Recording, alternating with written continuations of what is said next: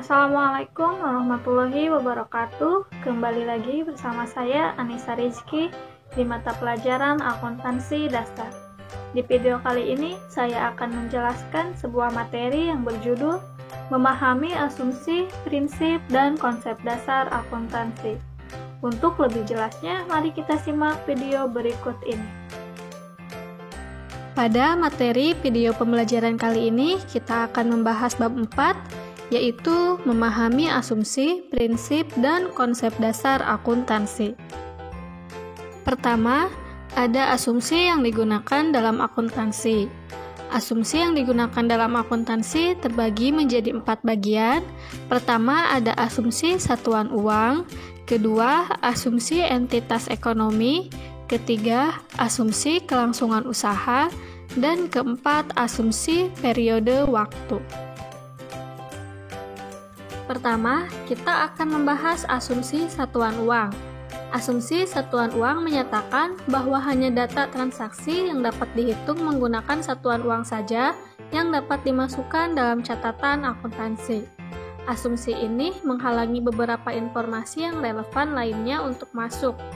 Contohnya, kondisi kesehatan pemilik dan kualitas pelayanan yang dilakukan oleh karyawannya. 2. Ada asumsi entitas ekonomi. Entitas merupakan organisasi yang berdiri sendiri sebagai suatu satuan ekonomi. Asumsi entitas ekonomi menyatakan bahwa aktivitas entitas akan dibedakan menjadi 2, yaitu entitas pemilik dan entitas ekonomi lainnya. Contohnya, misal Nyonya Ayu menyetorkan uangnya sebesar 50 juta sebagai modal awal salon kecantikan yang akan didirikannya.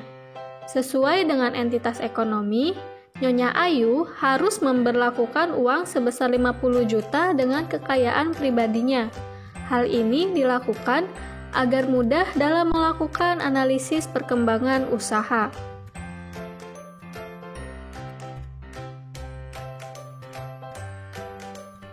Ketiga, asumsi kelangsungan usaha. Asumsi ini beranggapan bahwa perusahaan akan terus berdiri. Dengan adanya anggapan ini, maka perusahaan akan memiliki cukup waktu untuk menyelesaikan perjanjian-perjanjian dan kontrak-kontrak. Kemudian yang terakhir, ada asumsi periode waktu. Asumsi ini beranggapan bahwa umur ekonomi suatu bisnis dapat dibagi dalam periode waktu buatan. Maka berdasarkan asumsi periode waktu, aktivitas perusahaan dapat dibedakan menjadi bulan, kuartal, atau tahun dengan tujuan untuk mendapatkan laporan keuangan yang berarti. Selanjutnya, ada prinsip dan konsep dasar akuntansi. Prinsip akuntansi memiliki 3 arti penting, yaitu yang pertama adalah dasar yang dapat digunakan sebagai pedoman penentuan perlakuan akuntansi dalam menyusun maupun menginterpretasikan laporan keuangan.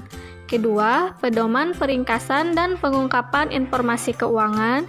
Ketiga, suatu kesepakatan atau aturan main tentang bagaimana laporan keuangan disusun agar terjadi komunikasi yang efektif antara pihak-pihak yang terpisah secara fisik dan fungsional. Selanjutnya, ada konsep dasar akuntansi. Konsep dasar akuntansi terbagi menjadi 4. Yang pertama ada prinsip biaya. Prinsip biaya adalah aset yang terdapat dalam suatu perusahaan harus dicatat pada biaya lainnya. Biaya yang digunakan untuk mencatat adalah harga perolehan. Yang kedua ada prinsip pengakuan pendapatan. Pendapatan yang diperoleh suatu perusahaan diakui pada periode saat pendapatan tersebut dihasilkan. Namun, untuk menerapkan prinsip pengakuan pendapatan ini sangat sulit.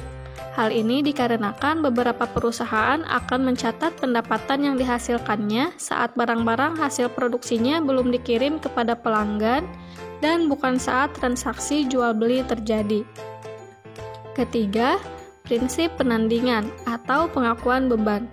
Maksud dari prinsip penandingan adalah bahwa beban yang dihasilkan harus dikaitkan dengan pendapatan pada periode di mana usaha untuk meroleh pendapatan tersebut dihasilkan. Terakhir, ada prinsip pengungkapan penuh.